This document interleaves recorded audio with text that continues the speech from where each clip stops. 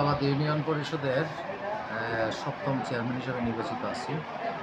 আর আমি একাধারে দ্বিতীয়বারের মতো নির্বাচিত।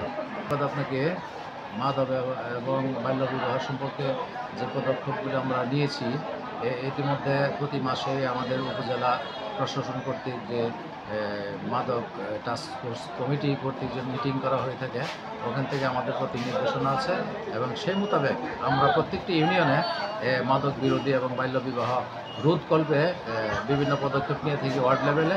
যেমন বিগত কিছুদিন পূর্ব একটা মোবাইল কোর্টের মাধ্যমে বাল্যবিবাহ আমরা বন্ধ করেছি এবং মাদক সম্পর্কে ব্যাপক প্রচারণা আমরা ইউনিয়ন লেভেলে করতেছি। বিভিন্ন ভাতার ব্যাপারে যদি আমরা বলে থাকি, আগে ছিল আমাদের এই পদ্ধতিটা ম্যানুয়াল, এখন হচ্ছে কিন্তু অনলাইন ভিত্তিক এমআইএসের মাধ্যমে হয়ে থাকে।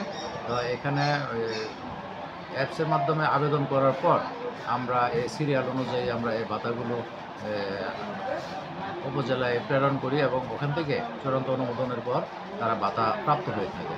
তো এই ক্ষেত্রে কোনো সমস্যা নেই। এগুলি ব্যাংকের লোক প্রতি 3 মাস পর পর একবার তারিখ অনুযায়ী ইউনিয়ন পরিষদে এসে তারা বিতরণ করে থাকে।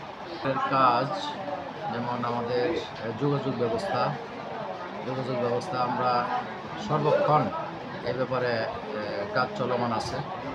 তারপরে আমাদের স্বাস্থ্য ব্যবস্থা, তারপরে শিক্ষা, সকল বিষয়ে আমরা নজর আছে এবং এসডিজি দিকে যাতে আমরা উন্নীত হতে পারি সেই কাজগুলি আমরা নিয়মিত করছি।